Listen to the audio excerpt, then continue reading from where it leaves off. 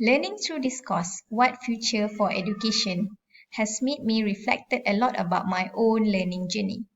Growing in an exam-oriented education system, I remember learning for the sake of the exam. What's important is that I memorize all the facts and I know the right way to answer the exam.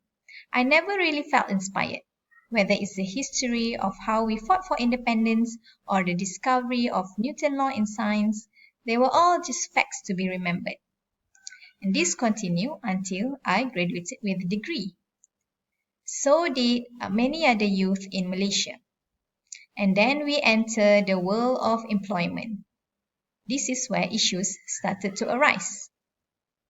In a survey done by jobstreet.com, 75% of the employers were found to be unhappy with the standards of the fresh graduates. The top area of concerns are poor communication skill, poor command of the English language, and lack of critical thinking skills. Now, what you may have not guessed is that actually these students, they got A's or at least B for the English exam. They excel in paper, but when it comes to the actual commands of the language, they struggle and they're not able to think on the spot. Another issue is the critical thinking skills.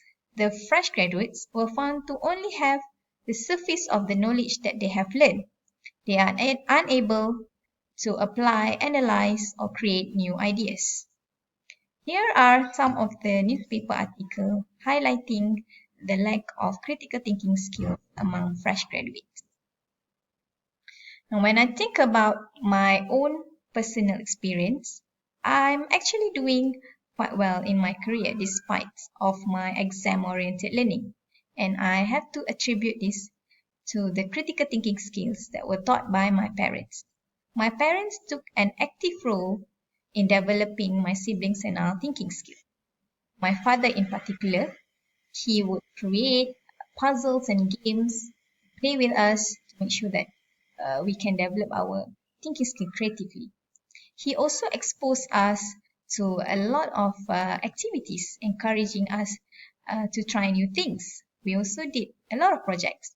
We have to dig and build our own fish pond. We built our own tree house and we did cooking outdoors. So he actually empowered us to explore, apply and create new things while still guiding us with the right tools and info. So all these activities are actually active learning strategies that can also be implemented in school. However, teachers often found themselves bounded with so many contents that they have to deliver within a short time frame. So it seems impossible to apply all these activities in the classroom. However, I learned through this course that this is actually achievable through flipped classroom.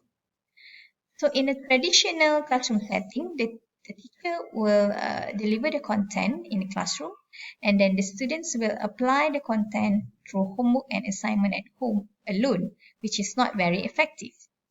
But in flipped classroom, the students approach the content through videos before class. So during class time, the teacher and students can focus on active learning activities. There are already many research that show active learning strategies can improve critical thinking skills among the students. There are also studies that show active learning in flipped classroom can also promote the development of critical thinking skill.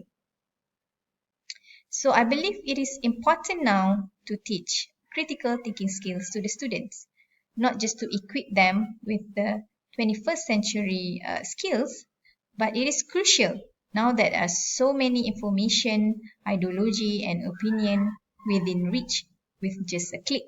The students need to be able to analyze, evaluate, differentiate what's right and wrong and make a well-thought decision. And I believe we can start now. Thank you.